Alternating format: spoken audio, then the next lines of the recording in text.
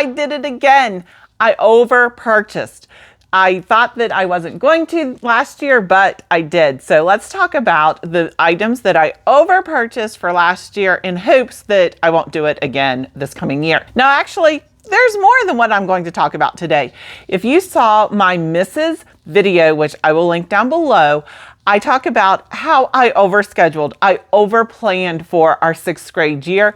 And there were quite a few things that I purchased for 6th grade that I'm going to be using in 7th grade that we did not even get to open, but we are so excited about those pieces that I'm going to use them in 7th grade. So today, let's talk about the ones that I either know that I'm not going to use or ones that haven't quite made the cut yet. First up, from Target Dollar Spot, I purchased these writing sheets.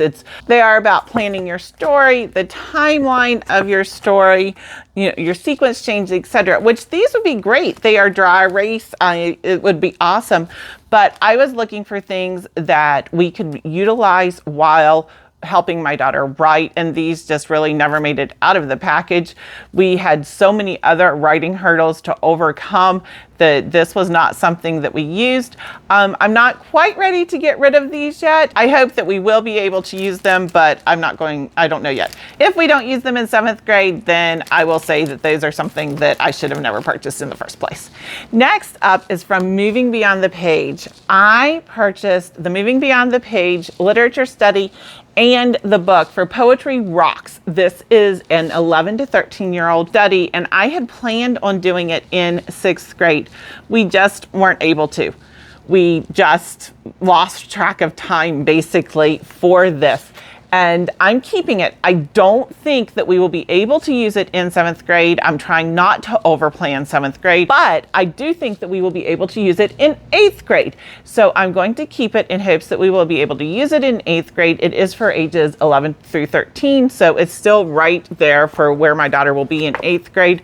And we love these Moving Beyond the Page literature studies. We just ran out of time, which is a theme for me for 6th grade, was running out of time. Next is the Evan Moor Writing Fabulous Sentences and Paragraphs. This we didn't use because quite a few of these tactics, these concepts were included in our easy grammar and the figurative language supplements that I had planned for 6th grade. So we really just didn't need this. Every time I picked it up to use it, I thought, well, we're already doing this. This is something that we just really didn't need. We found these concepts and these exercises in other places that we were already using.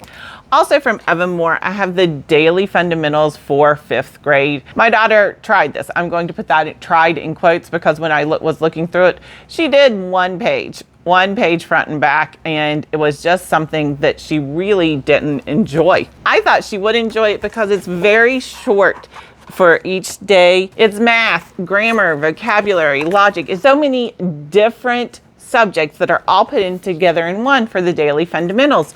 Well, I think that she just didn't like it because she's like, I'm doing math for math. I'm doing grammar for grammar. Why do I need to do it again? And so even though I wanted this to be something of what was a warm-up, she tried it in 5th grade. She didn't like it. I kept it in hopes that we would pull it back out in 6th grade, and we didn't. Next is the Pen Time Cursive for grade 6.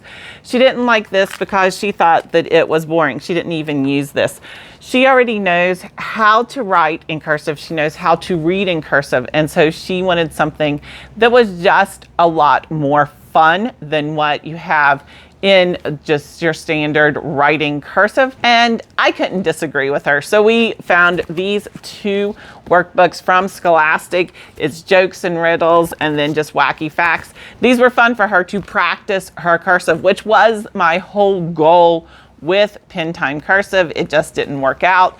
And so we used these instead. This was a great switch for us to make. If you do like videos about curriculum, as you can tell, I am a curriculum junkie. So please make sure that you are subscribed. Next is Unwrapping the Pharaohs.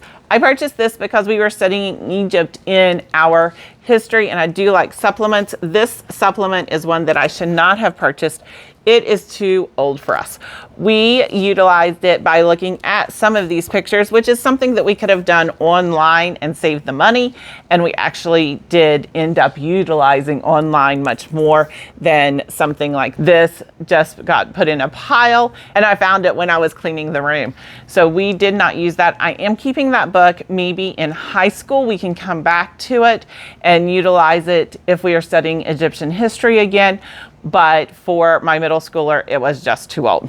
Next is the Thinking Toolbox. This is by the same company as the Fallacy Detective. We love the Fallacy Detective. We didn't even open this, and it's because we are still working through the Fallacy Detective. I imagine the Fallacy Detective will take us through 7th grade, and so this looks like it will probably be part of our logic for 8th grade. It is recommended for ages 13 and up, so that will be perfect for 8th grade.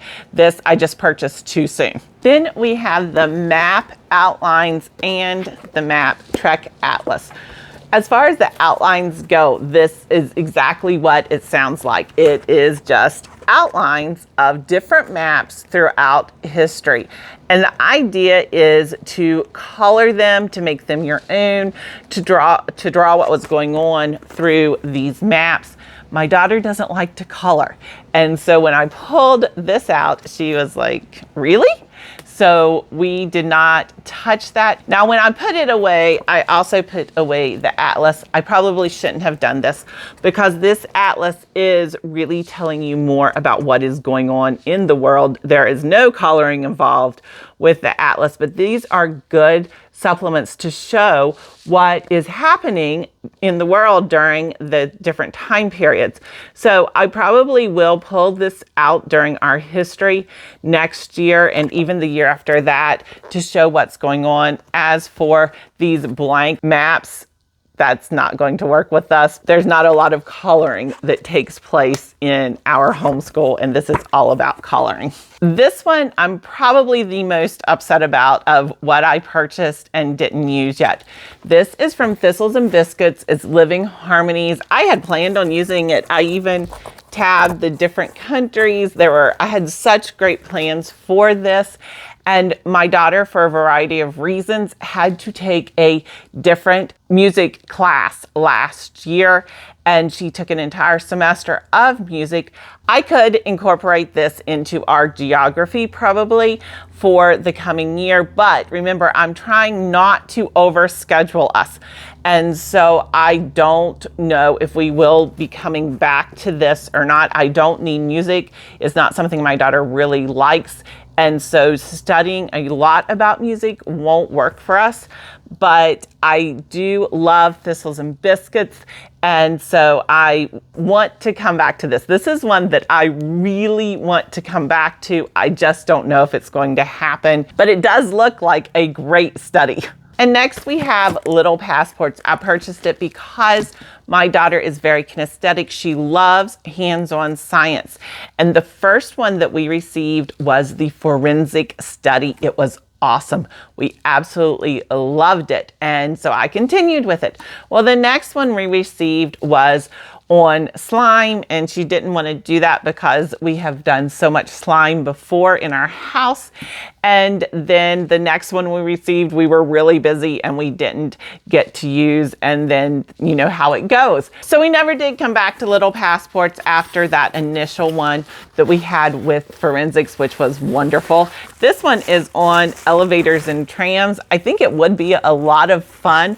At this point, it's just not something that we are prioritizing in our homes. I do have a few of these boxes that are still sitting around, so if we have time, I will come back to it, but it is not a priority right now. I did cancel the subscription, but Little Passports is so much fun.